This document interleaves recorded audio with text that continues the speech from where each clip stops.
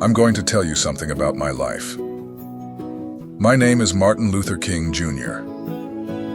I was born in America, in the city of Atlanta, in the year 1929. I grew up in a home filled with love. My father was a preacher, and my mother was a teacher. They taught me to be kind, to be fair, and to believe in myself. We sang together, prayed together, and my parents reminded me every day that I was as good as anyone else in the world. But outside our home, the world was not always so kind. In those days, black people and white people were kept apart.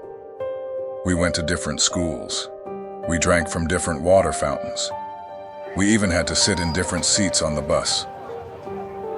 When I was 6 years old, my best friend told me he couldn't play with me anymore because I was black. I didn't understand. I felt hurt. I felt angry. That moment stayed with me. It made me see, even as a child, how unfair the world could be. I saw signs in shops and restaurants that said white only. I saw people treated badly because of the color of their skin. I asked my parents, "Why is it like this?" They told me it was wrong, and that I must never think I was less than anyone else. I began to dream of a better world, a world where children of all colors could play together, a world where everyone was treated equally.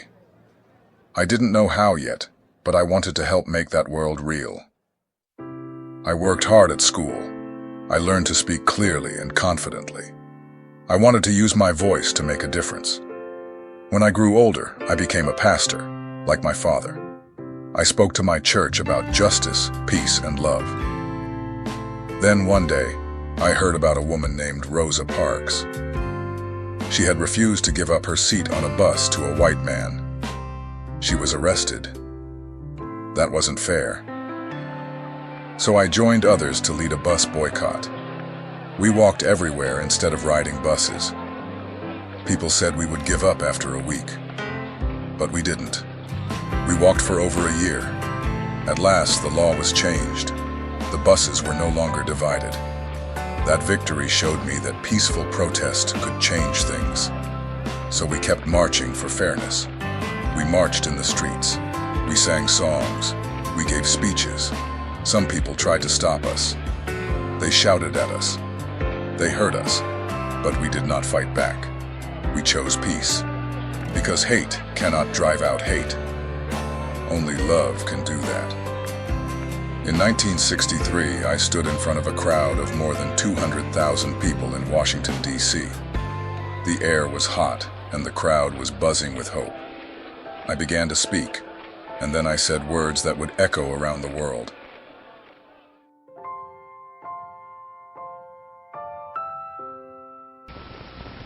Pleasure now to present the moral leader of our nation, one who has conducted a massive moral campaign in the southern area of the nation against the citadel of racism, Dr. Martin Luther King, Jr.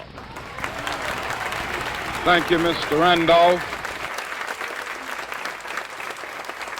I would simply like to say that I think this has been one of the great days of America. And I think this march will go down as one of the greatest, if not the greatest, demonstrations for freedom and human dignity ever held in the United States. And then I said words that would echo around the world.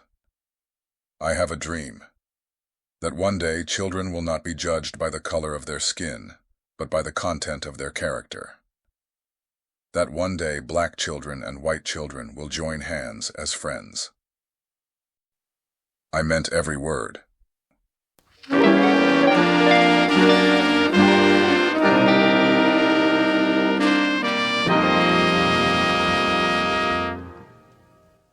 Over time, new laws were made. Segregation was banned. It became illegal to keep people apart because of their color. I was awarded the Nobel Peace Prize for my work. But that prize wasn't just for me. It was for everyone who marched, sang, and hoped for a better world.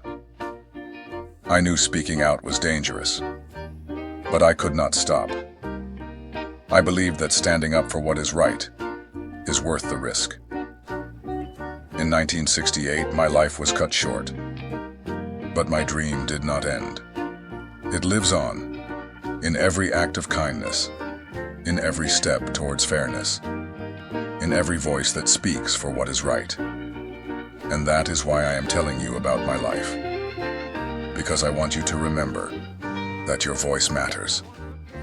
That even one person standing for what is right can change the world.